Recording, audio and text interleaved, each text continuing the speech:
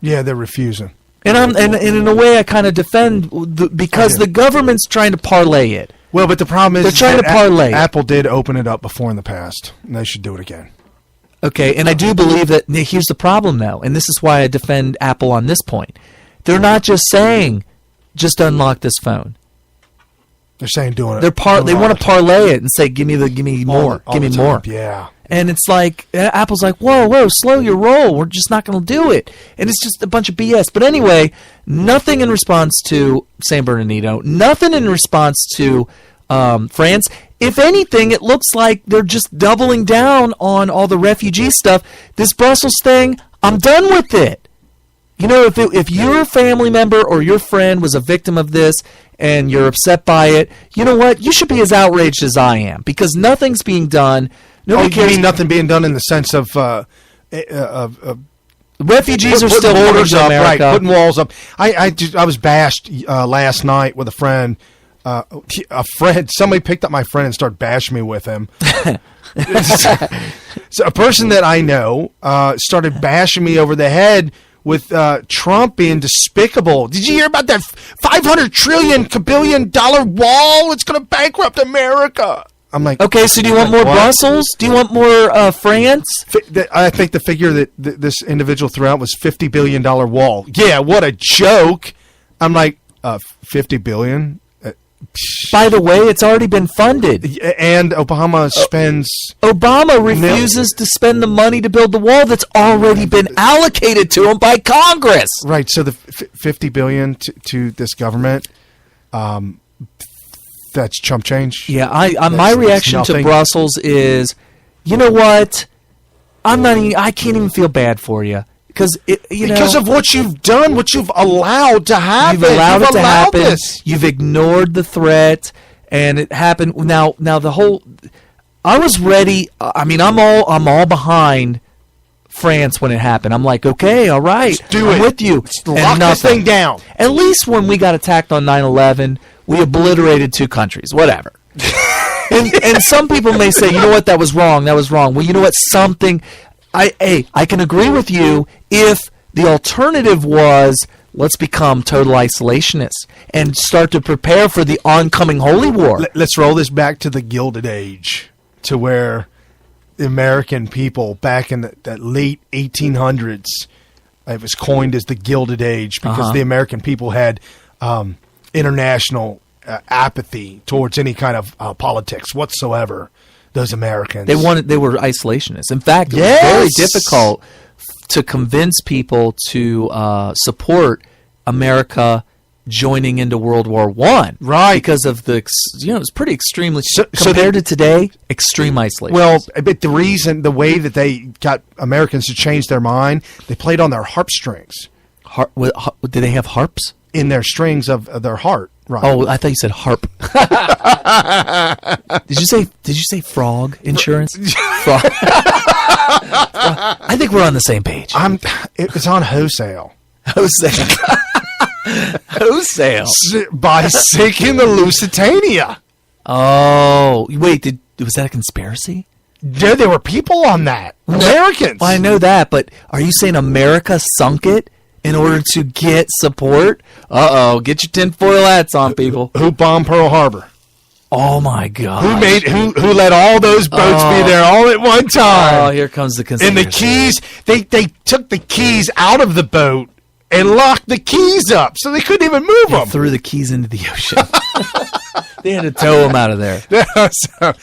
The Gilded Age, if you will, in America. I love how these liberals do it. We can't become isolationists. Look, you're becoming an isolationist. There's nothing wrong with isolationism. Well, there is if you're liberal. Now, here's my take on Brussels. And I was doing a thought experiment the other day. Oh, okay. I like thought experiments. This came to me. It was after I saw a meme. The meme between Hillary. It was Hillary Clinton and Angela Merkel. They were sitting together in some meeting or something with microphone. They were leaning over towards each other, whispering. And the meme said, 2 women that could annihilate the world. Okay. I mean, I can't disagree with that. Right. And so I started thinking about this. Okay. Why does the liberal left want to import all these Islamic Muslims, refugees, right? That we know what happens when you bring them in. Brussels, France, San Bernardino. I mean, just when you import them, the guy in San Bernardino imported that woman to America, radicalized, whatever. Oh, in the Boston marathon bomber. Yep, they were refugees, and they were also on welfare for 10, 20 years. Well, that's what they were told to do. They were told to get on the welfare. Why do they want them here in America? Well, I think, and this is just a personal opinion, I think the only logical reason that I could possibly come up with why Hillary and Obama and everybody want to bring them in is because it will destroy America from within with the people. The people will be at strife and it'll destroy them from within, and the people will then beg, the majority of people will beg the federal government to please take control of all these states, take control of all of this. We've got to have a lock. Yes. Please make us a police state. We will give you more of our freedom if you please lock these Muslims down. So it's the way the left works. They ruin something. On purpose. On purpose. But you don't know they ruined it. They ruin something on purpose and then tell you they'll fix it. And in the meantime, they actually ruin it more and then claim they can fix it better. Right. A good example that hasn't happened yet is Obamacare is supposed to be a monstrosity of horribleness in order to get the public to say, please fix it, give us single payer. Right. And that's ironic that you brought that up because this week, articles are saying right now Obamacare is quadrupling rates. Rates are shooting through the roof. People are shooting blood out of their eyes and wherever. And we haven't heard from Hillary's daughter in a while, have we? I haven't. Since she made that flub President Bernie Sanders. I mean, no, God forbid. Why would I say that? Whoopsies. No. So they took her to the woodshed. You know, they let her out this week. And she said, my mom will fix this Obamacare thing that's a disaster. Of course she will. It's called Single Payer Hillary Care. Right. And I believe it was Monday. It was Monday. Slick Willie was put in the front of the microphone. He's since been taken to the woodshed. You're not going to see any more Slick Willie. Oh, yeah, because he bashed the last Obama. 7 years was a disaster. Oopsies. He's mad. He's still mad at Obama for pulling the race card on him. Remember that soundbite? Yes, but he doesn't realize the last 7 years his wife was a part of all that. Well, she wanted to be president and ran against him in 2008 and lost. Well, yeah, but she was Secretary of State. Yeah, but that's because she just wanted to be something. Okay, but that doesn't negate the fact that he just claimed the last 7 years was a disaster. And it wasn't his wife's fault. But he didn't name names. Do you want me to tell you what's going on with my dad and Medicare, since we're on the topic? We are? Oh, yeah, okay, yeah. Obamacare hit that, and then and then we'll come back to the reactions of some of the other people in Brussels. Okay. So, since we're off on this tangent with Obamacare, my dad is going to be 65 years old, and he signed up for Medicare because he's going to be 65 soon. And the money was taken out of his paycheck for 40 years. Yeah, we're paying into Medicare right now. Right. We're not paying into a health savings account. We're paying into Medicare. Right. He did that for 40 years, and he was naive and mistaken, and he thought it was free. Well, we all believe it's free. Well, since you're paying into it, right? Right. So he said there's 4 parts, A, B, C, and D. The government provides A and B, and you have to get C and D on your own. And so he signed up for A and B, and then he got a letter telling him that it is means tested. You know what that means? Oh, no, absolutely. If you have the means, then you shouldn't. Then you should have to pay. Right. If you don't have the means, then maybe for free, whatever.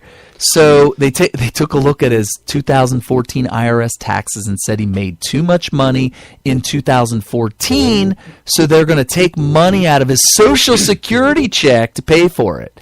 Which during the year of 2014, I believe he was unemployed. He made too much money in 2000. I know, but I'm just throwing that out there, folks.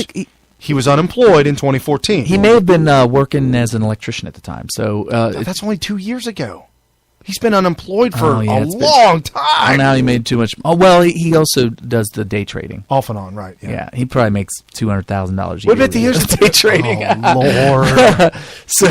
So he made too much money. So they mailed him a chart, and up to a threshold, it was free.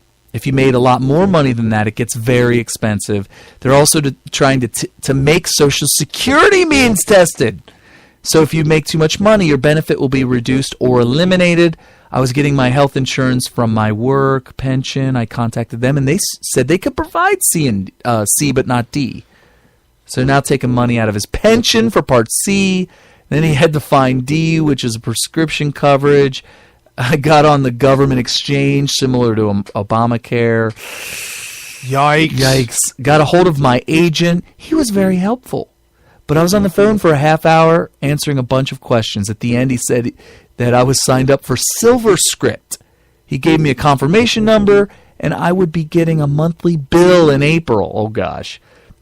I thought it was all done. Then I get a letter from SilverScript. And they said they needed more information. So I called SilverScript, and the lady said that the computers were down and they'd have to call back another day. A couple days later, I called back, was on the phone for another half hour, answering the same questions again. At the end, I got another confirmation number and said I was be getting a monthly bill in April. I thought it was all done. Today, I just opened another letter from SilverScript. And because of the government regulations, they could not provide me Part D because the deadline has passed. Don't you love... The government does nothing right. Don't you love how the government's involved in all of this? Yeah, the deadline passed because the computers are down. Right. You know what they were thinking? Oh, the deadline's in 2 days. If we could just tell them... Shut the computers down. Yes. Control, Alt, Delete. Yank the plug out of the wall. Get Bill Gates on the phone. I need Bill.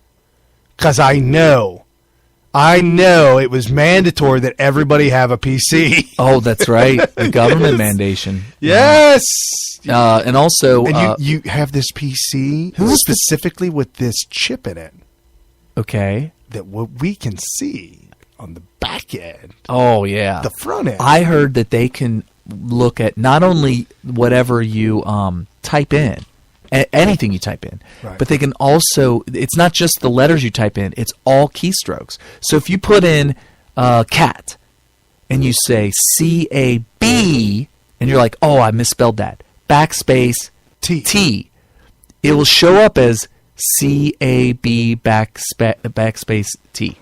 All of the keystrokes. So if you write something really inflammatory. Right, okay. I'm not going to say anything inflammatory, but say KKK supports Hillary Clinton. Yeah, and then you delete that, right, and then rewrite something totally different. They'll see everything.